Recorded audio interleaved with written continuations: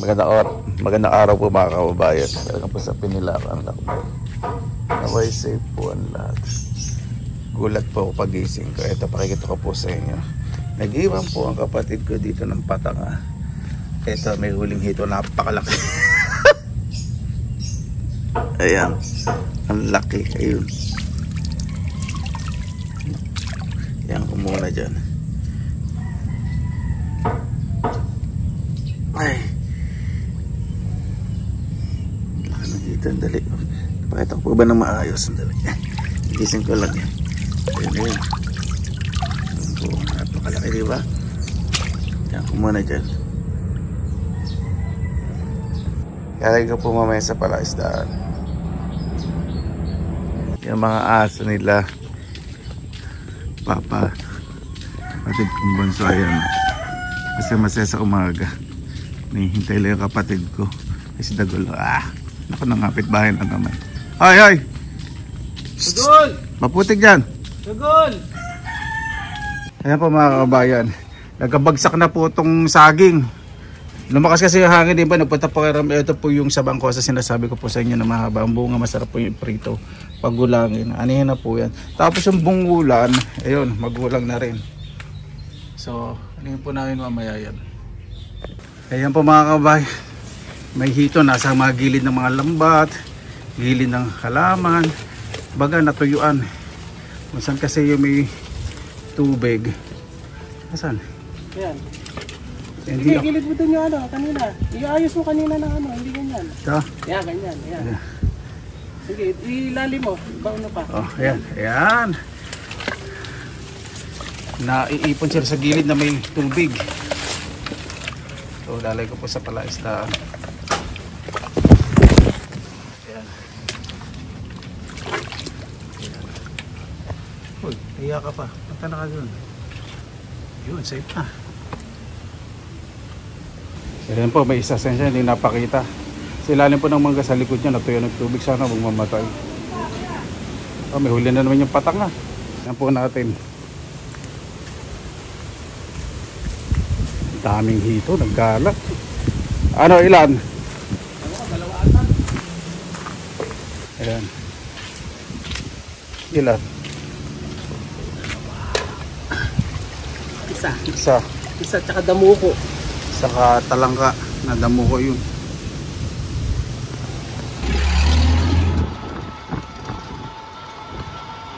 Yan, bumili po ang halaman. Bumili ko ng orchids. Yung kulay brown na para sa orchids. Meron akong cactus, orchids, jade plant o crassula. Diba? Ipag ko po yung mamaya dahil nakapaglinis na po ako ng bakuran. Diba? Parang wala lang nangyari katapos ng bagyo.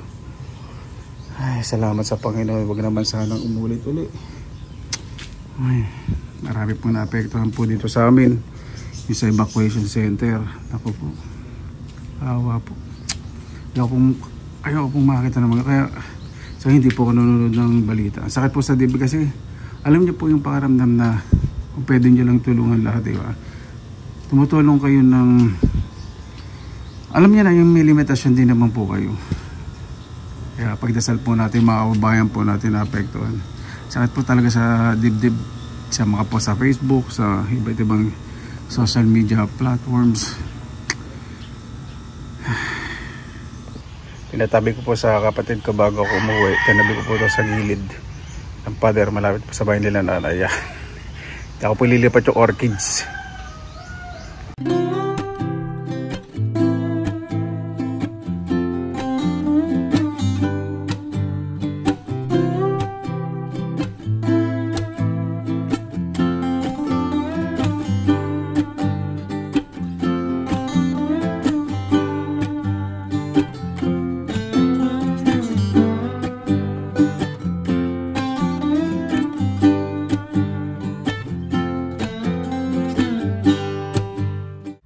Sunod ko po itatarik ito pong jade plant o crassula, kalimutan ko na. Kasi po nito medyo masikip po yung taniman, medyo mabato. Kaya ito matatanim. Pag masyadong lubog. So ito may buhangin, lupa, well mixed.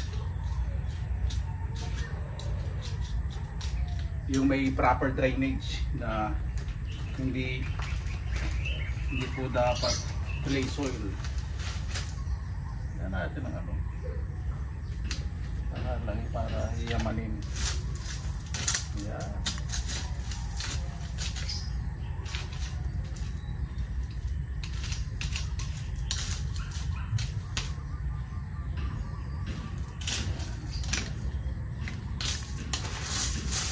Punan natin ng graba sa gilid para milalim yung ugat, kumapit yung ugat.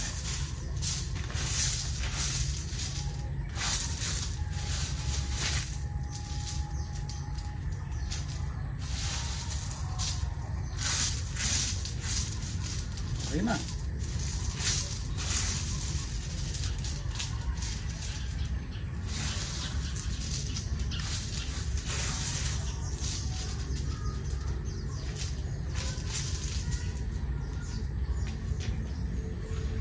Tapos yung iba, ako po ilalagay sa paso sa likod. Ayan. O, diba? Kailangan drainage. O yung tubig hindi po mag-i-stay sa ugat. Maliban na lang pag binaha. Pero ano naman po yan, mabuhangin po yan. Yung lugar po na yan.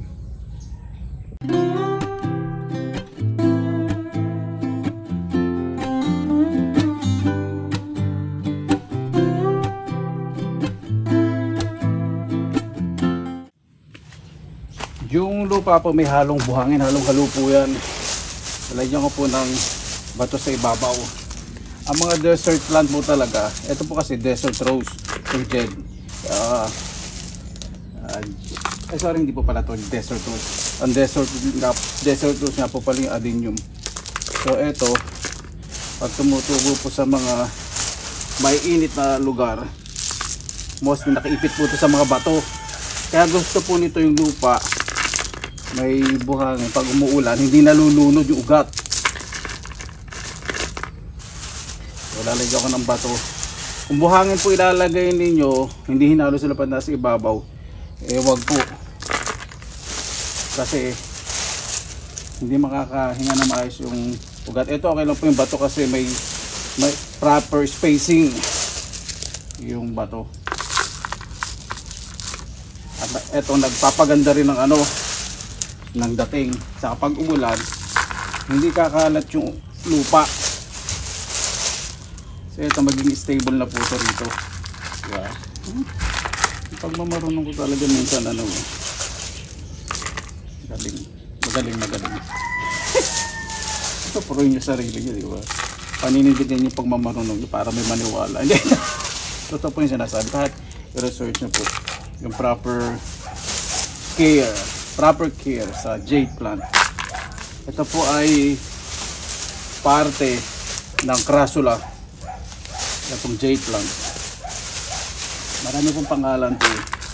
Depende sa inyo kung saan kayo maligaya. Ayan, okay na po. Hindi ko po didiligan dahil yung lupa may moisture. Diba nababad po sa ulan po yun. Kung dry na dry po yung lupa, doon yun lang po didiligan. Sa pagdilig po nito, hindi everyday. 2 to 3 times sabi kapag mahilig ang panahon. Mahilig pa pag umulan, syempre, hindi nyo didiligan. Sa ilalim po, hindi po ako nagkukay.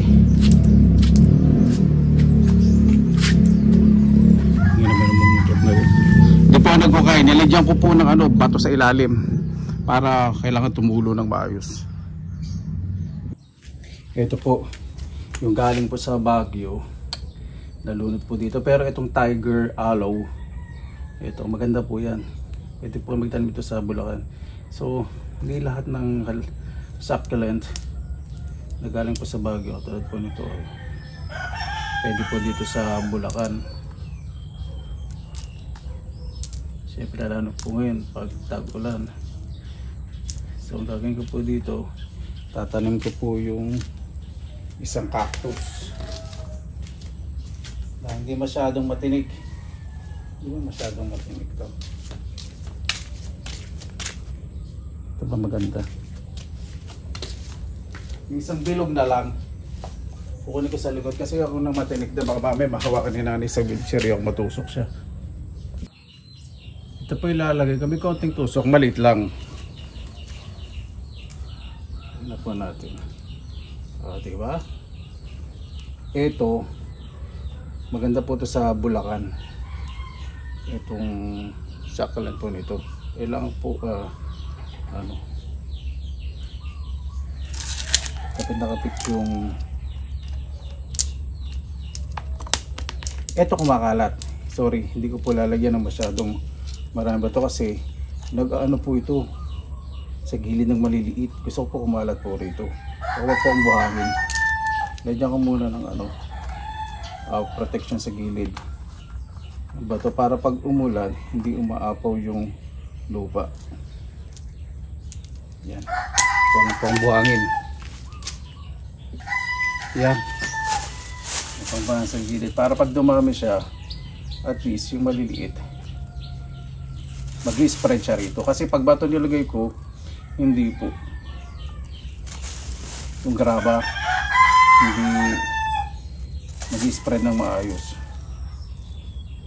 Ito hindi ko na po didiligan muna ngayon, hintay ko po munang ma-drain ng maayos kasi basang-basa po itong buhangin saka itong naman natin. Yan. Para pag umulan hindi naman ito diretso ulan, nasa ilalim naman po ito ng bubong eh. Yan, okay na po yan. Isang ko lang itong gilid para hindi naman po ako yung anang bugal-gal sa kabura na pwede na yun. Di pa siya pwede na yun. Kakapatid ko minsan nabubuksit sa akin, kapatid kong bunso. Nakapatid ko rin na pang-apat na ano rin po yun. Si ating mabig, malong din po yun. Sisi. Kaya na po yan. Ayan. Meron po ako ditong dalawang cactus. Naku, may tama pala itong isang nabili ko. Hindi ko napansin. Ito, kahit medyo mamasa-masa po, ganda po ito eh, sa Bulacan. Pakita po sa inyo yung mga tanim ko nito nung una dumadami na rin. Tabagang biliwa lang po ito. So meron po ako ditong lupa sa kabuhangin. Ginagawa ko po, hinahalo ko mabuti para yung drainage eh. Isipin nyo lang po nagmamasa kayo ng tinapay, mga doon, hindi man pinaghahalo nyo yung bigas sa nyog, ganito po yung pakiramdam. Yan. Yan. Yan, para yung drainage maayos. Okay na po ito. Yung isa, yung isang cactus, eto hindi ko pa po na-try tanim dito sa Bulacan. First time ko po, kaya lang may tama pala yung nabili ko. Saka mababaw yung ugat. Grabe. So, gagawin ko mabuti. Hindi ko siya masyadong ibabaon kasi baka mabulok itong ilalim. Yan lang. Para yung drainage po niya, tuluan, hindi mabulok. Pero medyo pakapitin po natin yung ugat dun sa lupa. Yan. Tapos isa dito.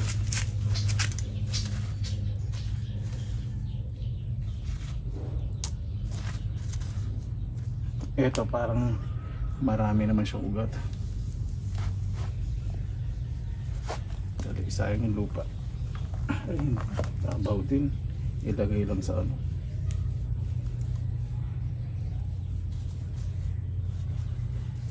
Meron kayong stick pandikit sa ilalim, mas maganda. Yan. At tulad po ng kanina,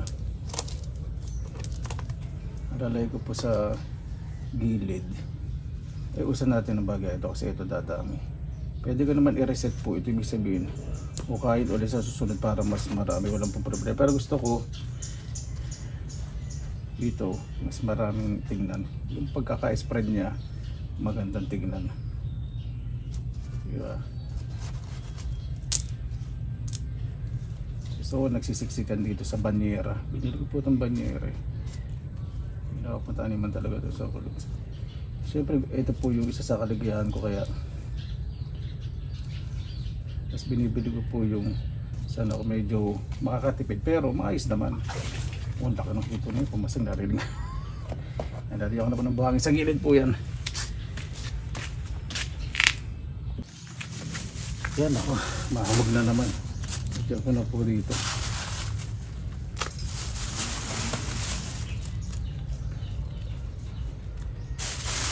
Siyempre ako po bilang isang gardener from Bulacan, siyempre ito galing po sa mostly from Benguet sa Dada o galing sa Baguio. Nasa ilalim din po ito ng bubong, hindi po pag umulan hindi po direct na mababasa ng ulan.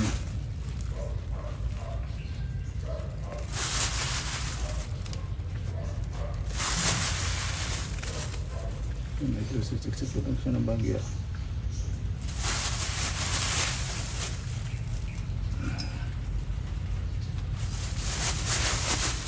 Kasi pag ito binasa natin, mas bababa pa po yung mga buhangin po na yan pag nabasa. Ngayon hindi ko po didilang dahil yung moisture nitong buhangin napakarami.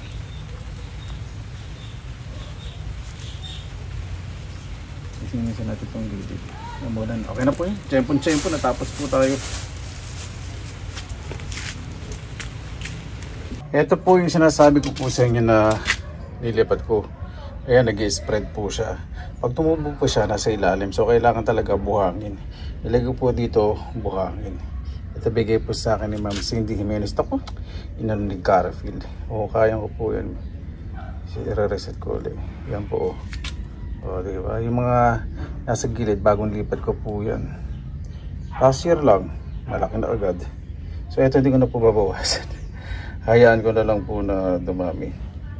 Hayaan ko, diba? Yung inano po ni Garfield, ilagay ko po doon. Ito ko na po papanamin kasi nagmumultiply din po siya. Pakikita ko po sa inyo. Ayan o. Ang dami na po niya. Maraming salamat po Ma'am Cindy Jimenez. Malaki na po ito. Dati yung ganun lang palig. Tinanggal ko dito kanina. Ayan, laki na. So pag ganyan po, nagdadagdag akong buhangin. Katulad nito, parang konti na yung buhangin. Magdadagdag din po ako dyan. Sa ngayon hindi pa po. Kasi stable naman po itong mga to. Baka malunod. Diba? So ibang galing Baguio po na halaman. Ito, naging maganda po itong isa, ayaw pong galawin. Pero yung isa, medyo hindi na dikit ugat sa lupa. Tapos itong mga naputol dun sa inano ko, pakikita po sa inyo, masisampla, nilagay po dito. Inuhukay. Pag naulan, umaahon eh. Pero hindi siya namamatay. Ganyan naman po ang succulents eh. Minsan dinadry po muna yung sanga. Ibang succulents bago po itanim. Kung dry temperature. Yan. Tapos ito pong malilit na galing na bagyo yun. Nakapag-adjust na saka po itong mga to. Itong dugong. Saka po itong isa. Tapos yung mga tiger aloe. Ganda po. Okay lang po sa Bulacan po ito. Pag tinanim po ninyo eh, hindi po kailangan ng succulent na masyadong maraming lupa. Basta humihinga po. Pag diniligan nyo po, tumutulo po agad. Ito po yung binili po natin sa ilang-ilang. Ito yung sinasabi ko po na nag-a-adjust pa rin siya sa temperature. Pero kapag nasa shade siya, mas maganda yung tubo niya. Pag naaarawan siya ng mainit, yan, maluluto. Ito ang ganda. So ibig sabihin pwede po ito sa Bulacan, yung ganito. Itong variety. Ito po yung kanina pinakita yung mga napuputol po dito. Katulad ito. Ito. Na-dry yung sanga niya. Kusang natatanggal. Ito. Kusang natatanggal. So ito, ililipat ko po dun sa may banyera. Tapos yung, ito pong jade. Oh, ang ganda na. Ang ganda na po. Nakapag-adjust na siya ng maayos. Tapos ito naman pong orchids, mga orchids na lilipat po natin. Sa ilalim nilagay ko po yung kapitan ng ugat. Ano po, gusto po na talaga orchids hindi po umuga, stable. Nasa ilalim po ito ng mangga, may dahon. So gusto po talaga nito na orchids wag direct sun. Yan. Binili ko po kanina yan.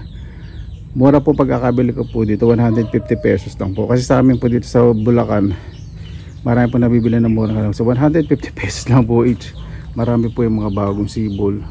O may mga bulaklak na. O diba? Ito, ayan, pwede din po ito pala sa Bulacan. Ito, stable na. Ito maganda sa ito po, ito pwede sa Bulacan. Nasa ilalim po lahat ng bubong sa mga sumusubaybay po. Huwag niyo po masyadong didiligan. 2 to 3 times awig lang po pag mainit. Pag muulan, huwag niyo pong didiligan. Ayaw po ng succulents na basang-basa po ang lupa. Buhangin po yung lupa niya sa lupa pinaghalo. Sa ilalim may graba para yung drainage kasi malaki po itong paso. Nagmamayaman ako para maayos po yung dulo. At dito na po, di ba nalinis ko na yung gilid. Dati parang broccoli, itanim natin.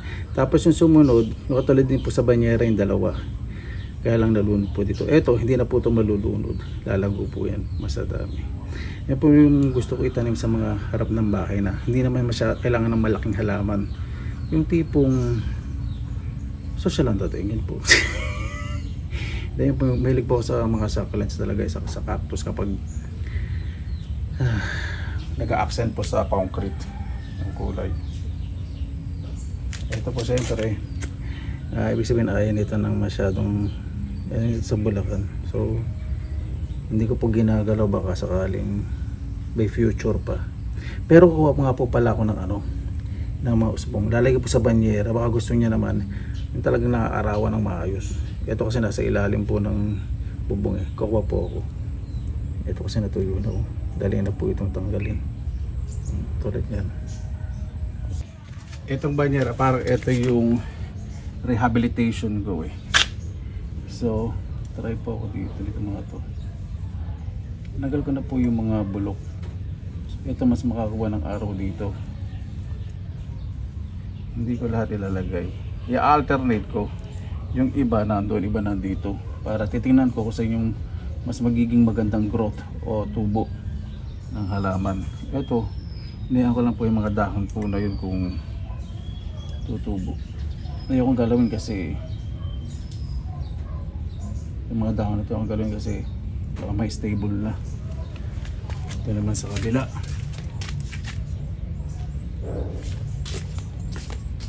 Salit-salitan ko para malaman.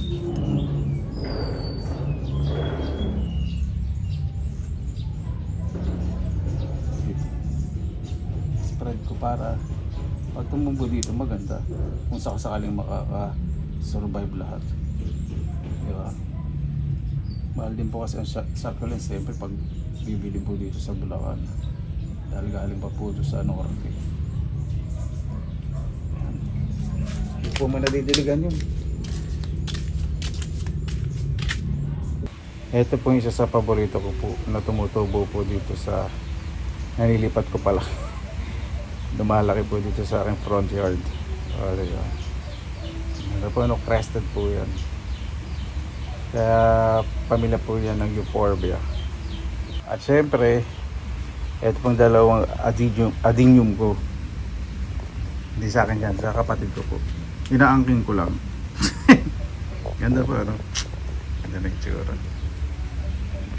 Ito na po tayo sa likod. Nakalinis na rin po ako rito. Pero dun sa bantang doon di pa. Yan po yung aking mga succulents na nilipat po dito. Ayan. Imagine po di ba? Ang Laguna. Yung paglipat ko po, tuwan-tuwa po kasi may isang crested. Ibig sabihin, nagkambal-kambal, dikit-dikit yung tubo ng ganda. Buhay po lahat ng mga nilipat ko po. Dahan-dahan po yung lumala. Pero yung naarawan sa ibabaw, mas mataas. Mga nasa ibabaw, mas matataas. Sa ilalim, dahan-dahan. Nakakuha naman po yan lahat ng liwanag. Kaya maganda po itong lugar. Yung nasa harap po yan, yung nasa ilalim, patay lahat. Kasi shady, ito sunny place, kaya gustong gusto po. Ayan, ayun po yung jade. Tapos Yung orchids, ayan po, nasa ilalim po ng puno ng mangga. Ayaw po kasi ng orchids na direction. Madali pong matuyo. Pag ganyan, malalaki po yung dahon at mas malalaki bulaklak. Kaya sa mga tindahan po ng mga halaman, nasa ilalim po sila ng lambat para mas maganda po yung growth. Kasi alam niyo naman pong orchids, sumutubo po yan sa mga sanga ng puno na nakukulimliman at medyo mamasa-masa. Yun pong gusto ng orchids na may moisture. Ayan po, di ba? Nakalinis na po ako. At maayos na po yung mga halaman. So, pag paikot-ikot po ako dito, okay na. Yung goal ko sa pag-uwi ko po ngayon ay na-accomplish ko na po sa paghahalaman. Pero tingnan po natin. Diba? Pag mahilig yung maghalaman, hanggat may space, may ibabaon. O, diba? May itatanim. May mangga pa po. Yan. May nalaglag. O, diba? Walang bunga po ito ng mangga. Oh, sarap. Grabe, may malaking ibon po yun po. Nasa ibabaw ng palapa. Ibon po yun. Mahaba po ito. Hindi ko alam kung ano klaseng ibon yun. Ayan po, nakahapon sa ibabaw ng palapa sa dahon ng nyug. Kaya po po yan. Sa mga nakakalam pa kayo, sabi po sa akin ng klase iba, mas i-zoom ko pa. Ayan po. O diba? Ang laki. Nakahapon po, nanguhuli ng isda kasi maraming isda po dito eh. Sa harap, takas po dun sa may gubat. Ano, laki po diba? Steady nangahunting ng ibon. Mahaba, ayun yun. Wala na yung buntot. Natingin sa akin, mukhang nalaman na kanuha ko siya ng video. Nagpapa-star. Paano po? Maraming salamat po sa inyong oras na inilaan sa Pinilangang Lakbay. Basta kung saan po tayo masaya, na wala pong naaabala, dumiretso po tayo, di ba? Maraming salamat po. Basta lagi po tayong positive vibes, good vibes. God bless, ingat po lagi, magandang araw. Laban lang!